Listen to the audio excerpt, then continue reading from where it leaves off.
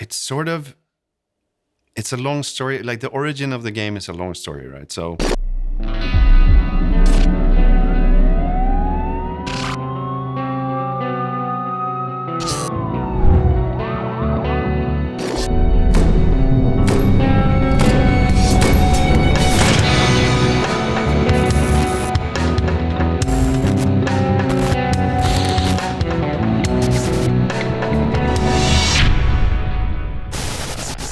The variance that Payday 2 has is so unique to the game. A lot of variety.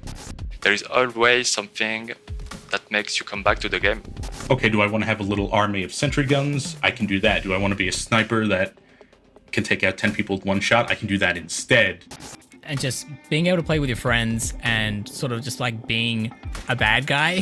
There's not that many very much games like it. It is a game where you've got 20 plus characters to pick from. You've got all these, you know, different weapons you can choose, the different skill sets. It caters to about every play style physically possible.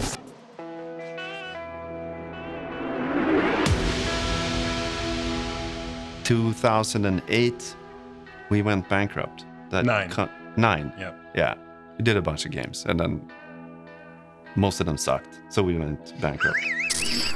And that led to us trying our hand at we're starting a new company first. Yeah, we went from 250 people. Yeah, something like that. Yeah, starting over at, we were 8. Mm-hmm. Yeah, something like that.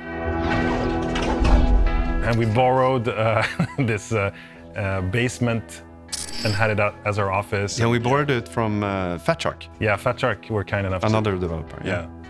It was their warehouse, sort of. We had a small kitchen with a microwave oven, and if someone turned it on, the power usually went out.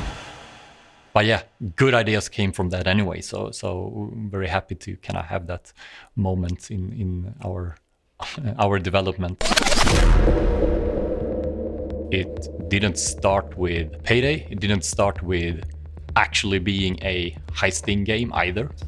Me and a guy called Ilya was trying to get an FPS up and running with the team.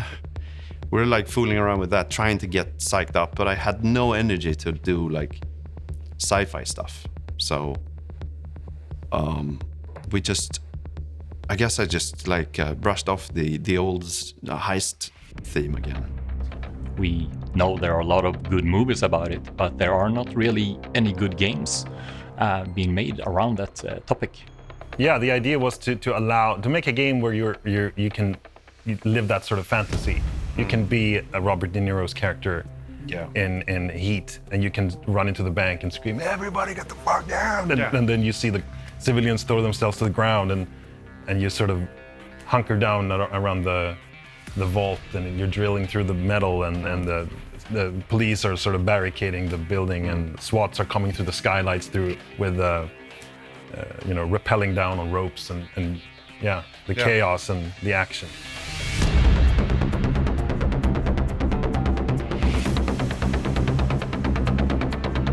I think a lot of us can relate to this idea of breaking free from commitments and the pressure and everything that goes into daily life with work and other aspects that are part of our routines and whatnot, and just breaking free from that and living a life of crime guided by kind of your own just sheer willpower and not letting anything stop you. I think that is very much an escapist fantasy that's very powerful. And then looking at Payday as a game, I mean, it's incredibly well conceived in terms of its foundations. The core experience, the formula of the game, I think, is very, very strong.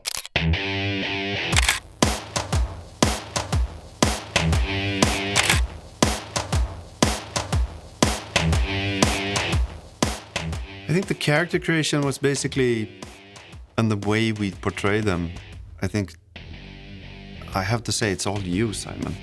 Well, the thing is with how Wolf really ended up in the game is we would record placeholder voices. And we were standing in the office with a mattress in a corner facing the mattress with a microphone in front of us. Just this makeshift sort of recording booth.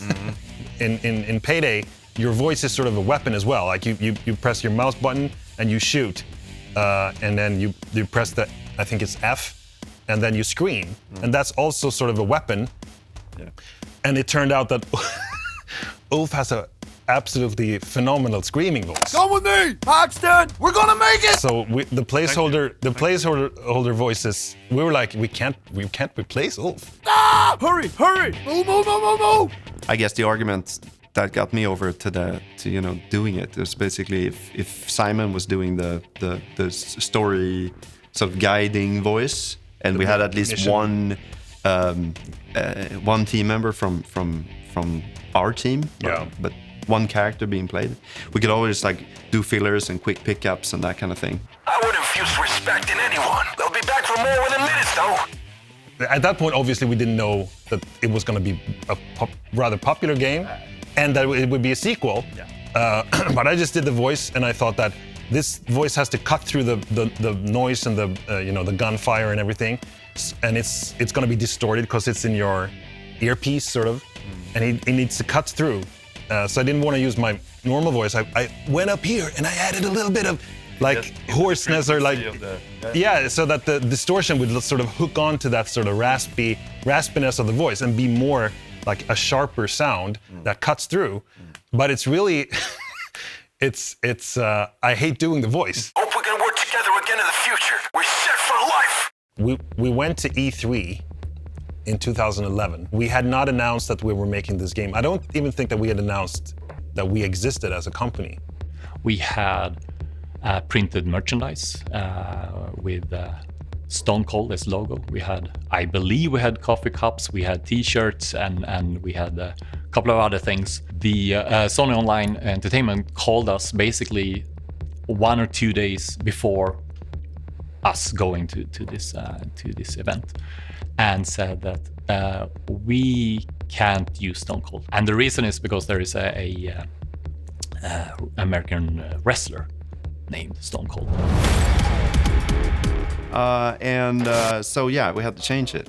And we were like battling on trying to come up with a good name. And we just bounced ideas around. Like there was a lot of ideas.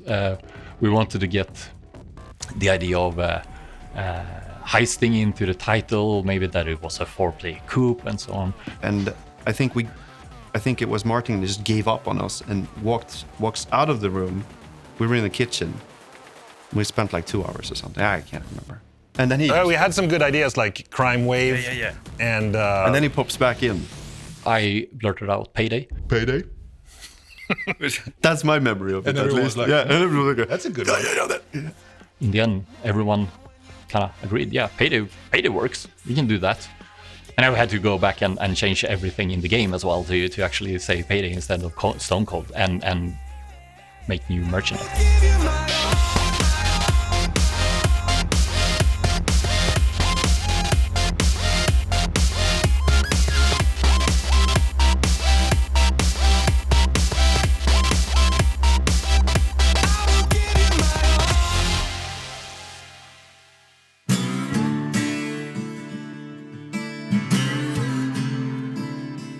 The past 10 years during Payday's lifetime, Starbase has changed in many ways, and we've improved, but more so the people inside the studio, those of us who, some of us have remained during the past 10 years, some newers.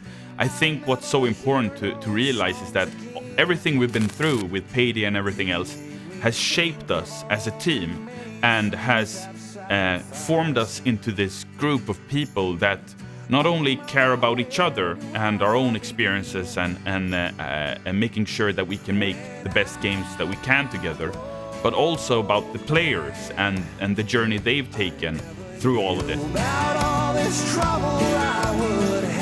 I think Payday's popularity stems out of two things, really.